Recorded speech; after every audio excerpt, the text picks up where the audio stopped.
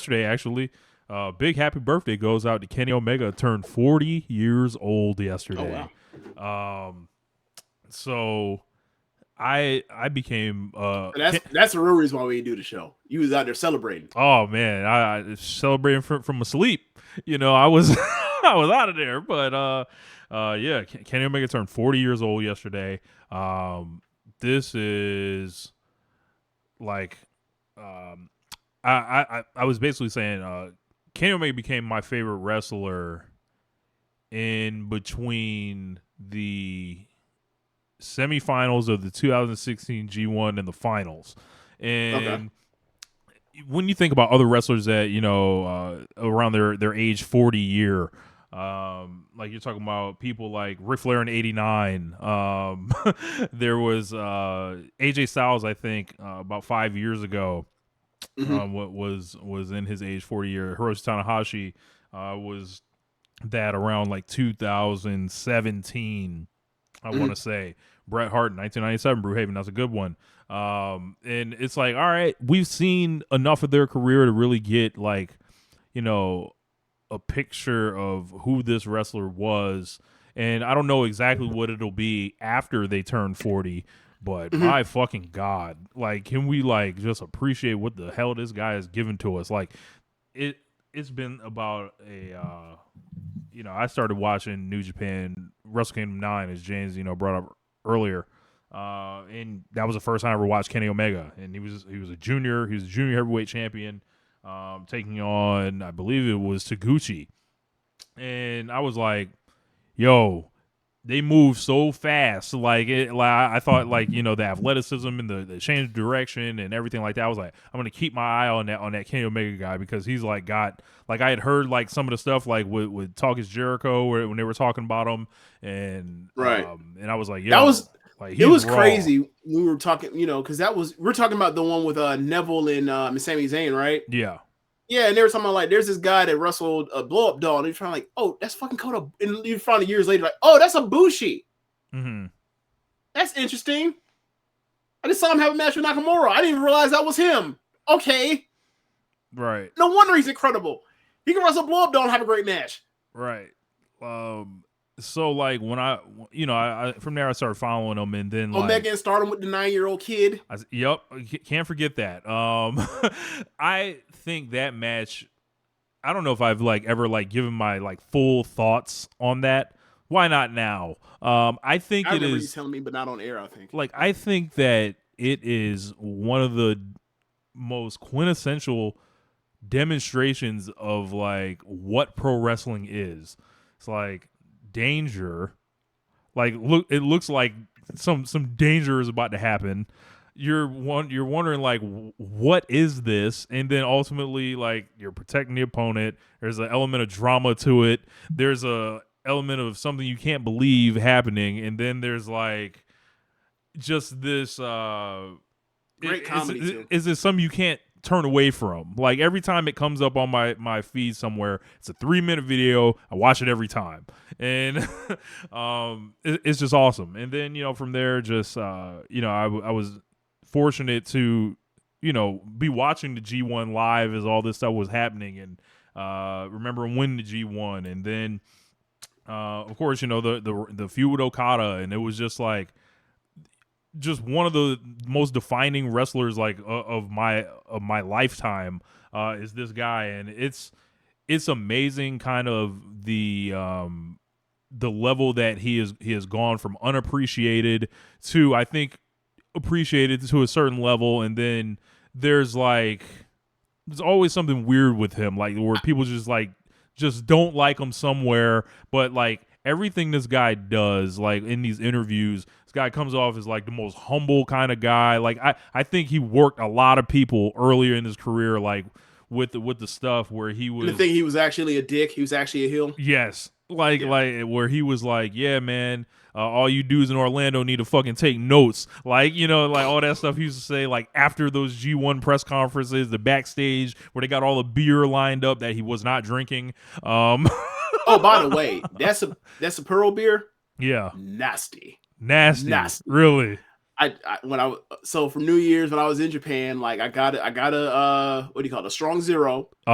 I got 2 strong zeros, and I also got a Sapporo. I tried that Sapporo. I was like, nah, this ain't Not for it. me. You gotta This stick ain't to the for me. Zima. I'm sure it's for.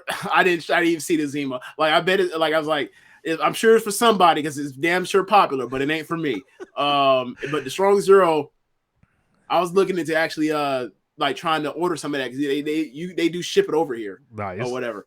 But I was thinking that for FOH, but I think FOH my drink is going to be some Jack and Pepsi. I think that's what's going to be my for this year. But yeah. Anyway, back to what you were saying with the nasty beer in Omega. But yeah, like the beer was sitting there, and he was working these people, and then like a lot of people like held on to that stuff. Like Donovan Dickhead, that was another one. Yeah, like he, and is he 100% innocent in that stuff? No, because like obviously this guy is like phenomenal wrestler. He's gonna toot his own horn a little bit, but like when we're talking about like this man being harassed at random during these WWE pay-per-views on Twitter by people, a lot of that stuff is stopped kind of now, but there was like just a period they just treat this guy crazy. Of course, the Cornette army that has always chastised him, and transferring and the homophobes, the pure elitists, the people that were upset that he jumped the line in New Japan. The Naito fans. Yeah.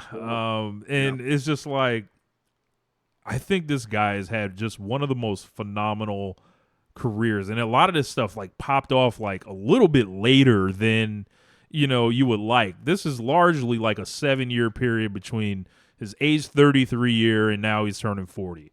And it's just like, it's a testament, I think, to someone like for example, like Swerve's around that age now. Swerve's like 33 years old. Yeah. And then it's like, imagine what his next 7 years look like. Right. Like, and then, Kenny, back to him. Okay.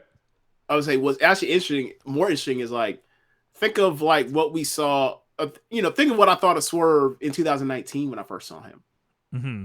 And think of, him going through NXT and then where he's at now. And it's like, my opinion of him as far as his level of working ability and like in the ring has not changed. I've thought the things that he's doing in the ring is the things I thought he was able to do and was actually capable of in 2019. Mm-hmm. Now imagine if you're Kenny Omega and you're wrestling them Kota Ibushi match and Shinkiba first ring in the early 2010s and shit, and you're out here taking Hurricane Rana off the top rope to the fucking mat on the floor, right? And you finally get your shot in 2016 to go run it, and then you go out there and you reel this off. It's like, I don't give a damn how humble he comes off on screen.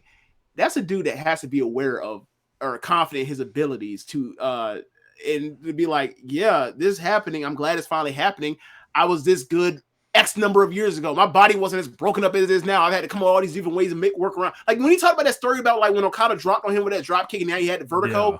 He's had vertigo ever since then until the recent time off. It's like, you mean tell me he's had the 2 best matches I've ever seen in my life with fucking vertigo? What?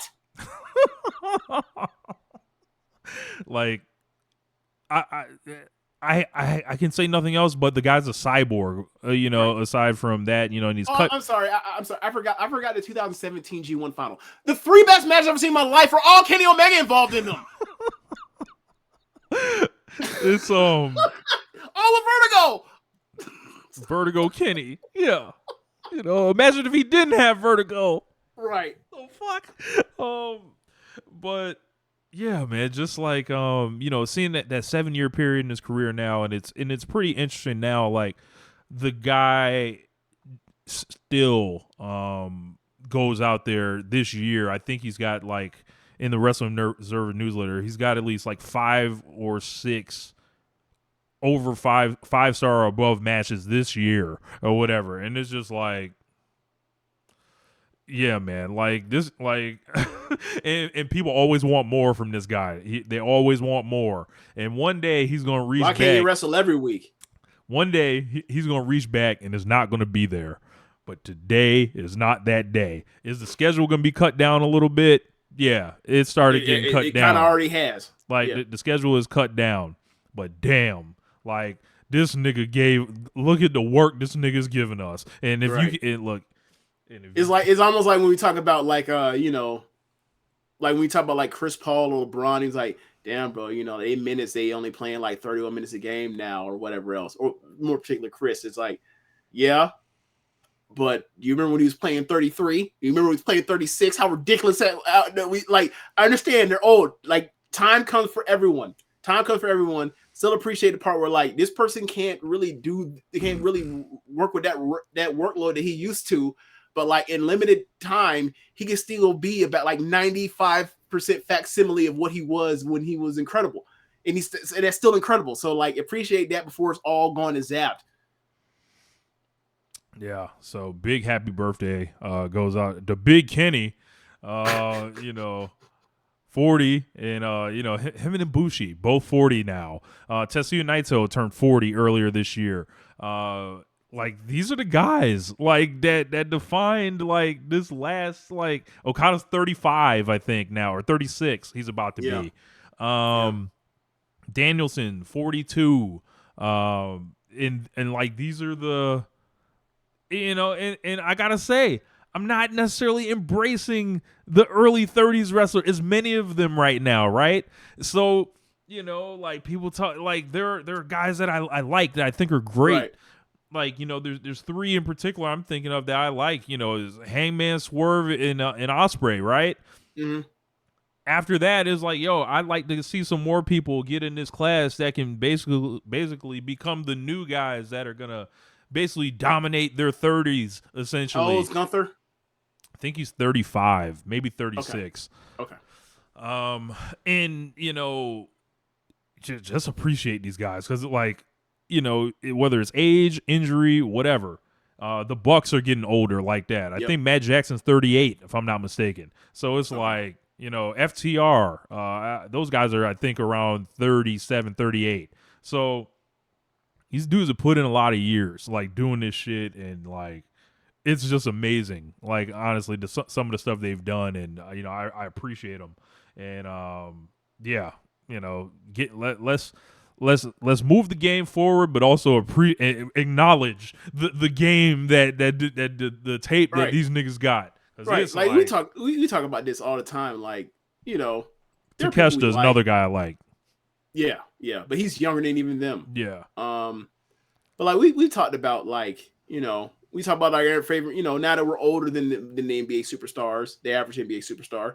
Like we talk about, like, all right, now that we, you know, it's different than like the thing of you're looking up to these people as far as like, you know, motivation for whatever in life. Like, you know, if you're a football player, if you're a basketball player in high school or whatever else, you like, you kind of find these people to be like motivational, you know, driving factors in your life, to where like now it's like you're past that stage of your life and you just here for entertainment and stuff. And it's like, yeah, man, like, you know, it's different. It's different now that, like, you know, these people are, you know, the people that we're, you know, that are like the old guard are like, you know, they're wrapping up and you're looking for like the new thing. And it's like, it's going to be different. It's going to be different, but different ain't exactly, doesn't necessarily mean worse or anything. It just means different. And, like you mentioned, like, I think for me, luckily, like, I don't know where I'd be without Joshi, bro.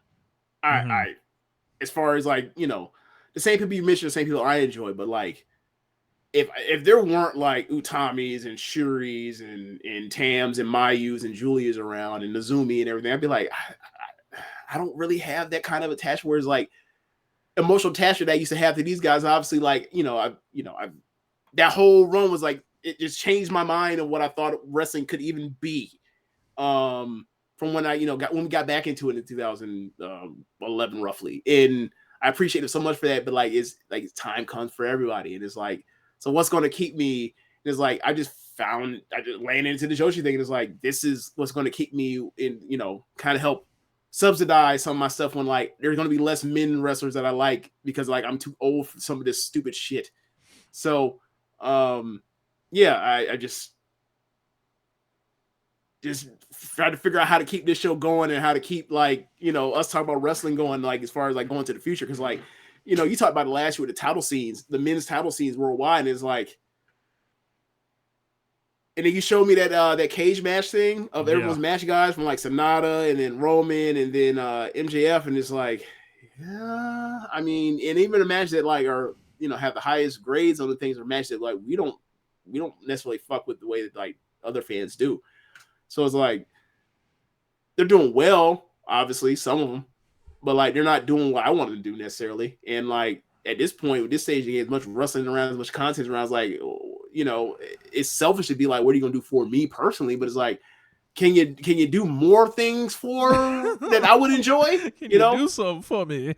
Yeah, yeah. You know, man, do you want to review this Title Tuesday? Oh, there's one more thing we got.